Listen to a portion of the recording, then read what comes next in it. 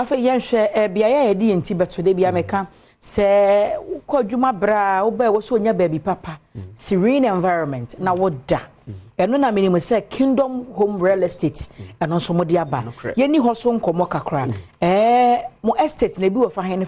ye estate no bi wo ekropon ene abri ekropon no nya tre Latte Junction on Sani mfa so pe no a ho no mo ane ye wo na abri de ne so no ye ben abri senior high girls no ye ben omo ho no mo a this a breed ye say free ho kra bank na mu wa de bi enwa ho so weather na ye different weather no e say no wa papa anape mi free ho ben ya wow nti no senior udi nkan no obra ye bonini anse obinya baby a udi uti beto unya baby di uti to na ya me wadom na unya adwuma no ano no bibi a obekwa bibi a be kama na ya na me meta kan asem bi se ye bisa ofie ye bisa osika nti se wo hwe na wabobra na kwa anim amanfo de no musa trenten so wasomasi a no benten kakra woni nsem nanso oda so ahan obi dan de a ensem fata esanse obra na ye bo no obegja ho no akọ enchirima omma oyere no ma ne ukun no ne ade bia obegja omu wa akire na busuafo obegja omu wa akire no ese unya baby di utito uni ho mo so da ache no omatumi aka so asomasi a no benten ye wo fa wempo na ode ejapade we maye na Kingdom Home Real Estate ye de ne tie ne ya dan ahudo bebre na efi dankra mienu kopem enson so ya to ho fence wall na electric fence wo honom enti no bi entumi nhuri emba dan ne mu na se we yi wo kakraka na ye de afa community ni nyina ho no a edan bia no se 2 bedroom kwa na obeto a ya to no so ho kama na CCTV camera wo honom ensio wo honom akwan de dim kama enti make ukitaka wapon adwuma ode coffee a ene eno ane se o drive ya pepe security so wo honom a obetumi ebio kama na chese so obi antimi mfra bontin nwura honom rough Kingdom Home Real Estate wama security no order say nipa asumasi behwehwe ene enche moje Ghana card na do so de Ghana card kire yanse ya mo da chi bia enche kra Kingdom Home Real Estate de uni endi nsa wo so a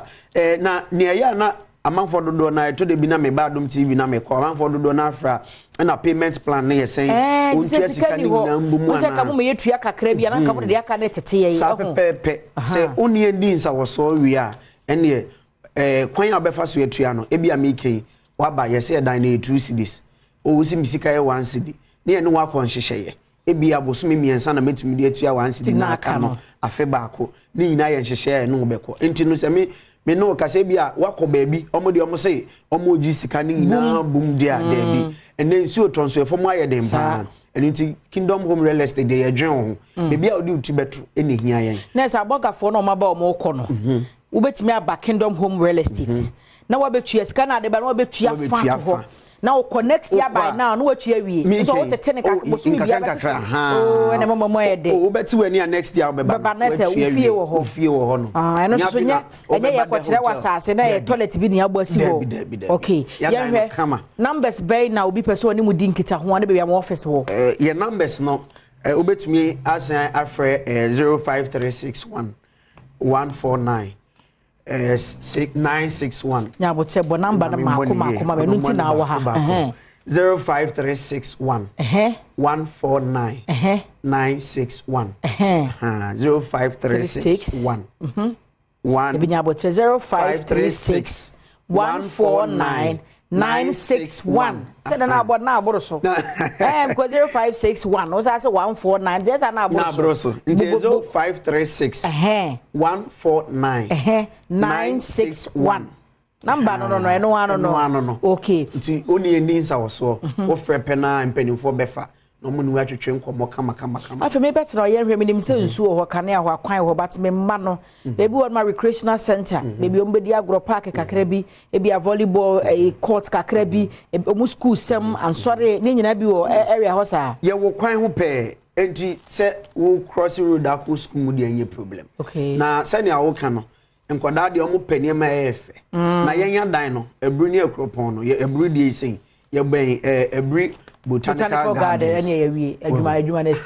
si nti ye de ne enema hodo a ebi obi beka se otua sika akwa excursion wo baabi obi fi voter region obi fi other region se eba no Eben. Mote ho no mo. Eben. Abusua no. Na say obenante no wa. Eno no numbers in the good screen so no. Ai Kingdom mo na ye nduro no. No ma sa ma Kingdom Home Real Estate. Ebe papa wo ne abusua di muti ebeto. Enche ne ye ko menka wo